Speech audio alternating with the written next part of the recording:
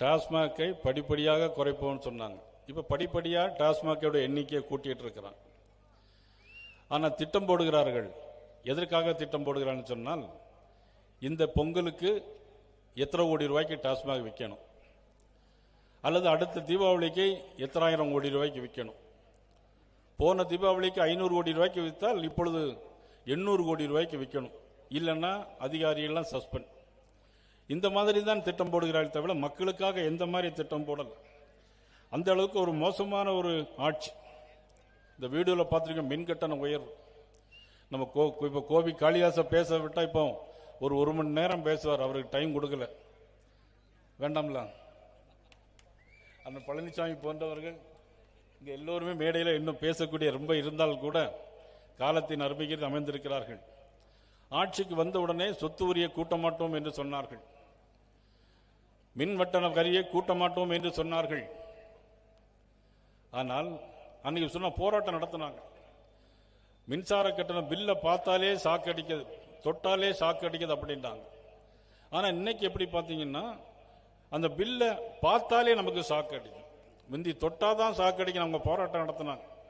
ஆனால் இன்னைக்கு தொட்டாலே சாக்கக்கூடிய அளவுக்கு ஒரு மோசமான ஆட்சி இன்னைக்கு தமிழகத்திலே வந்து கொண்டிருக்கிறது. பவானி சமுக்காவளம் 10 வருடங்களுக்கு முன்னால் 100 பேர் இருக்கிறார்கள் சொன்னால் இன்றைக்கு 13 பேர் தான் இருக்கிறார்கள். ஆக ஜவுளி இன்றைக்கு ஈரோடு மாவட்டம் ஜவுளிக்கு பெயர் போன மாவட்டம்.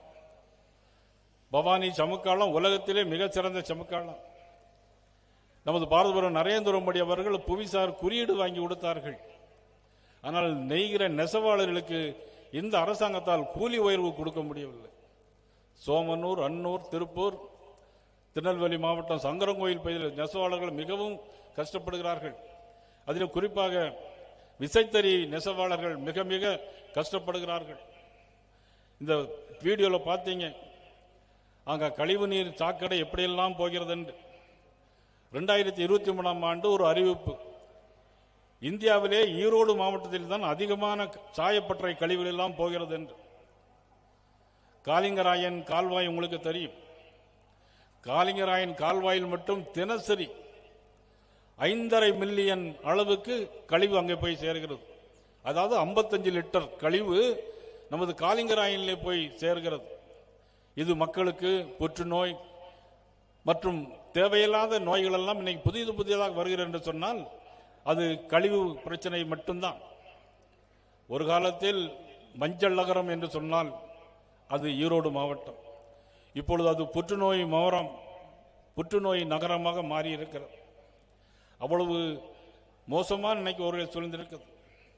அம்மாபாளையத்தில் ஆற்றில் ஒரு உயர்மட்ட பாலம் கட்டுவோம் என்று தேர்தல் வாக்குறுதி சொன்னார்கள். இதுவரையிலும் அவர்கள் செய்யவில்லை. 2026 ஆகஸ்ட் மாதம் செல்லம்பட்டி ஒரு பள்ளிக்கூடத்திற்கு 1.5 கோடி ரூபாய் கட்டினார் முதலமைச்சர். பள்ளிக்கூடமே இடிந்து போச்சு.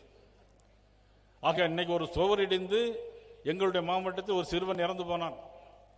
இன்னொரு சாப்டர் மேல்நிலைப் பள்ளியில் 3 பேர் இறந்து போனார்கள், கழிவறை கட்டிடம் இடிந்துவிட.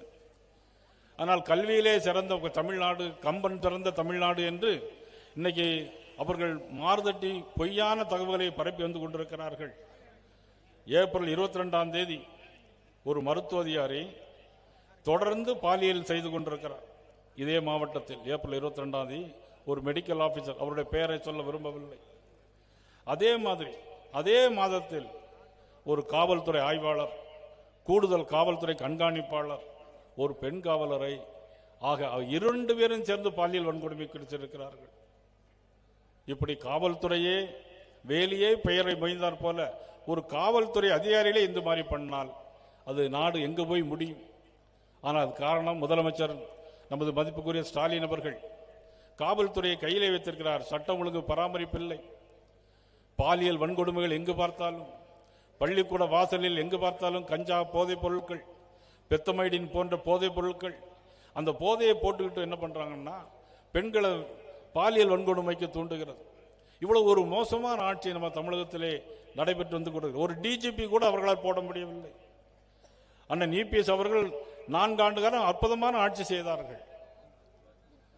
ஒரு மருத்துவ கல்லூரி கூட இந்த 5 ஆண்டு காலத்தில் வர முடியவில்லை. அண்ணன் இபிஎஸ் அவர்கள் முதலமைச்சராக இருக்கும்போது 11 மருத்துவக் கல்லூரிகளை கொண்டு வந்தார்கள். கொடுத்தது பாரத பிரதமர் நரேந்திர மோடி அவர்கள், பெற்று தந்தது அண்ணன் இபிஎஸ் அவர்கள். அவருடைய காலத்தில் போடப்பட்டதுதான் சாலைகளும் மேம்பாலங்களும். மத்திய அரசிடமிருந்து 40,000 கோடி ரூபாய் பெற்று தந்தார். மக்களுக்கு நன்மை இருந்தது. ஆனால் எந்த நன்மையும் இல்லை. ஆனால் விவசாயிகளுக்கு இயந்திர உற்பத்தி தொழிற்சாலை இதே பகுதியில் கொண்டு வருவோம் என்று அவர்கள் தேர்தல் அறிக்கையில் சொல்லியிருந்தார்கள். ஆக தேர்தல் அறிக்கை, ஏகப்பட்ட தேர்தல் அறிக்கையை சொல்லியிருக்கிறார்கள். மதிப்புக்குரிய சகோதரி கனிமொழி கூட இன்னைக்கு திமுக தேர்தல் அறிக்கையுடைய தயாரிப்பிலே அவர்கள் தலைவராக இருக்கிறார். அவரே இப்பொழுது என்ன சொல்லியிருக்கிறார் என்று சொன்னால், இனிமேல் எங்களால் எந்த கவர்ச்சி திட்டங்களும் கொண்டு வர முடியாது, எல்லா திட்டங்களையும் போனதோட பேசி முடித்து விட்டோம், புதிதாக பேசுவதற்கு ஒன்று இல்லை என்பதை சொல்லியிருக்கிறார்கள்.